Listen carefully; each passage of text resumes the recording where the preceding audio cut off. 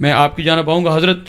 جیسا کہ میں نے عرض کی کہ حضور صلی اللہ تعالیٰ علیہ وسلم کا اخلاق ہم چاہیں گے کہ غیر مسلموں کے ساتھ اس وقت ظاہر ہے غیر مسلموں کی تعداد بہت زیادہ تھی اور غیر مسلم ہی تھے زیادہ، تو آپ نے اس معاشرے میں جب غیر مسلموں کے ساتھ اپنا رویہ جو رکھا، جس اخلاق کے ساتھ آپ پیش آئے، میں چاہوں گا کہ ہمارے ناظرین کو غیر مسلموں کے ساتھ جو آپ کا اخلاق تھا اس حوالے سے کچھ گفتگو فرمائیں. سبحان اللہ سبحان اللہ. اللہ رب العزت نے نا قرآن مجید میں فرمایا کہ محبوب اگر آپ تلخ ہوتے نا تو یہ لوگ آپ کے قریب نہ آتے. یہ جو آپ کی زبان میں مٹھاس ہے نا، اس کی وجہ سے لوگ آپ کے قریب آ گئے. نبی رحمت صلی اللہ علیہ وسلم نے ایک عرصہ مکہ المکرمہ میں گزارا ہے. اس کے بعد مدینہ طیبہ حضور تشریف فرما ہوئے. ابھی نا ہجرت کا حکم نہیں ہوا تھا، لیکن حضور فرماتے ہیں مجھے یوں محسوس ہو رہا تھا کہ بھئی چند دنوں میں مجھے حکم ہو جائے گا کہ بھئی آپ مکہ المکرمہ کو چھوڑ کے مدینہ طیبہ چلے جائیں. حضور فرماتے ہیں میرا دل کیا کہ میں نا کعبۃ اللہ کے اندر، خانہ کعبہ کے اندر جا کے نماز پڑھوں، عبادت کروں اپنے رب کی. تو آپ فرماتے ہیں کہ میں کعبۃ اللہ کے پاس حرم کعبہ میں آیا تو عثمان بن طلحہ رضی اللہ تعالیٰ عنہ ایمان لے کر نہیں آئے تھے. یہ تو کہتے ہیں ان کے پاس نا چابیاں ہوا کرتی تھیں. جب میں ان کے پاس آیا تو میں نے ان سے چابیاں مانگی. اب چشتی صاحب ایک بات ہے کہ میں آپ کے پاس آتا ہوں، میں کہتا ہوں کہ مجھے نا آپ پانی کی بوتل دے دیں. آپ کہتے ہیں کہ حافظ صاحب میں سارے جہاں کو دے دوں گا، آپ کو نہیں دوں گا. یہ بات نا انسان کو کھا جاتی ہے کہ بھئی میرے سے ایسی کون سی ذاتی دشمنی ہے کہ چشتی صاحب مجھے نہیں دے رہے. اب حضرت عثمان بن طلحہ یہ رسول اللہ سے فرماتے ہیں میں سارے مکہ کو چابی دے دوں گا لیکن چابی آپ کو نہیں دوں گا. اب یہاں حضور کا رویہ دیکھیں. نبی رحمت صلی اللہ علیہ وسلم نے کوئی سخت بات نہیں کی، رسول اللہ صلی اللہ علیہ وسلم نے کچھ نہیں. حضور نے جملے بولے. حضور نے فرمایا طلحہ ایک وقت آئے گا یہ چابی ہم تم سے لے لیں گے اور جس کو ہمارا دل کرے گا اس کے ہاتھ میں رکھ دیں گے. وقت تیزی کے ساتھ پھرا، حضور مدینہ طیبہ تشریف فرما ہوئے. سبحان اللہ. نبی رحمت صلی اللہ علیہ وسلم مدینہ طیبہ تشریف فرما ہوئے. فتح مکہ ہوا. حضرت عثمان بن طلحہ کہتے ہیں وہ جو حضور کے لفظ تھے نا کہ بھئی ہم تم سے چابی لے لیں گے، یہ روز میرے کان میں کھٹکتے تھے. بے شک وہ لوگ کافر تھے لیکن انہیں پتا تھا جو بات حضور فرما دینا زمین پھٹ سکتی ہے، چاند آسمان سے نیچے آ سکتا ہے، حضور کی بات جھوٹی نہیں ہو سکتی. اللہ اکبر. اب جب فتح مکہ ہوا رسول اللہ صلی اللہ علیہ وسلم 10,000 صحابہ کے ساتھ مکہ المکرمہ میں داخل ہوئے. اب حضور پاس ہے حضرت عثمان بن طلحہ کے، فرمایا بھی چابیاں دو. حضرت عثمان بن طلحہ اب بات کھٹکتی تھی ذہن میں، اب چابیاں نکالیں اور ایسے حضور کے ہاتھ میں رکھی. تو حضور نے فرمایا ہم نے کہا تھا نا بھائی کہ ہم تم سے چابی لے لیں گے. اور پھر ساتھ کیا فرمایا ہم نے اگلا جملہ بھی کہا تھا جس کو ہمارا دل کرے گا اسے دیں گے.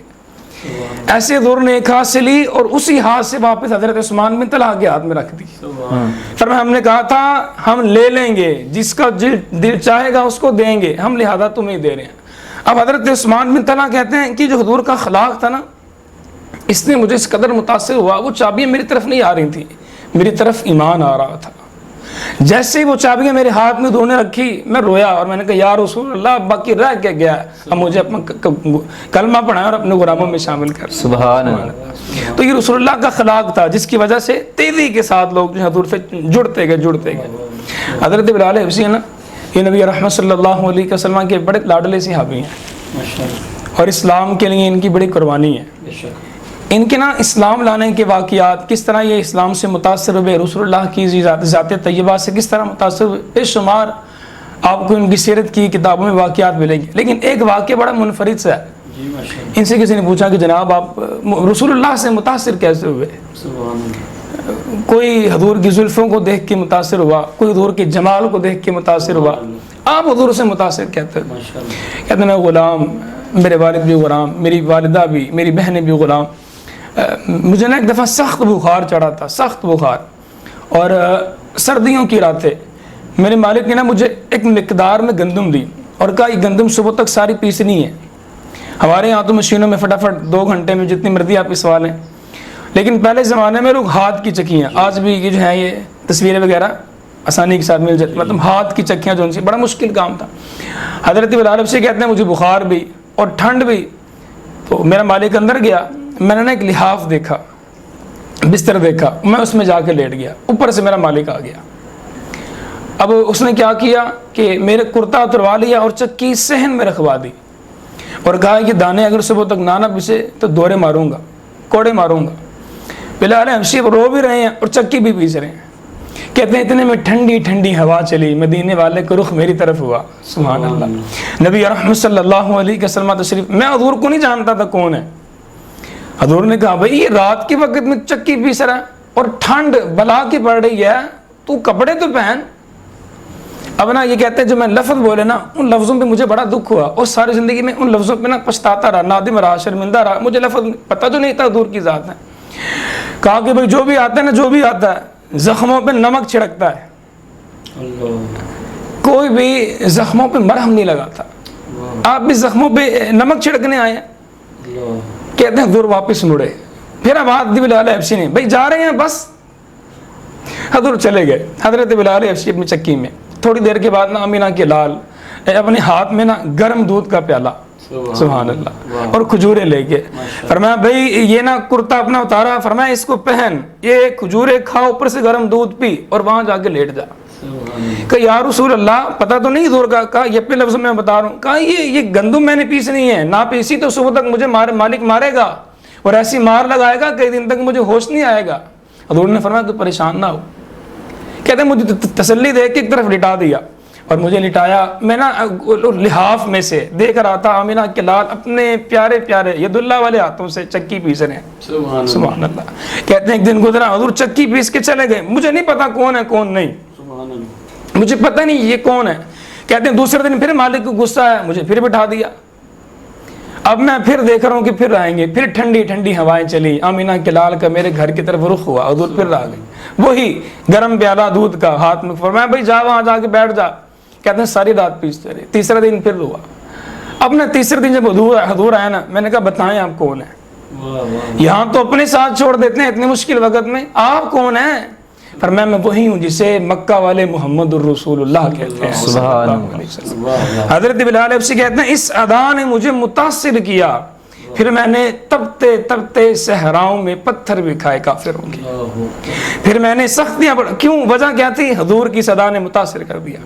جناب صدیق اکبر رضی اللہ تعالیٰ عنہ, آپ یہ وہ عظیم صحابی ہیں کہ جو خود بھی مرتبہ صحابیت پہ فائز ہیں, ان کے والد گرامی بھی اور ان کے بیٹے بھی اور ان کے پوتے بھی. یہ صحابہ میں واحد شخص ہیں جن کی 4 نسلیں صحابیت کے درجے پہ فائز ہیں. اور نبی رحمت صلی اللہ علیہ وسلم کا فرمان ان کے والے سے بڑا منفرد ہے. بخاری میں آپ کو, مسلم میں ملے گا, اور بالخصوص تاریخ الخلفاء میں امام جلال الدین سیوطی نے اس کو کوٹ کیا. آپ فرماتے ہیں کہ جتنے بھی ایمان والے ہیں, جتنے بھی ایمان والے ہیں, مومنین ہیں, اللہ ان سب کا ایمان میزان کے ایک پلڑے میں رکھے اور میرے صدیق کا ایمان ایک پلڑے میں رکھے. فرمایا جس پلڑے میں سب کا ایمان ہوگا نا وہ پلڑا ہلکا ہوگا, لیکن جس پلڑے میں میرے خالی صدیق کا ایمان ہوگا پلڑا بھاری ہوگا.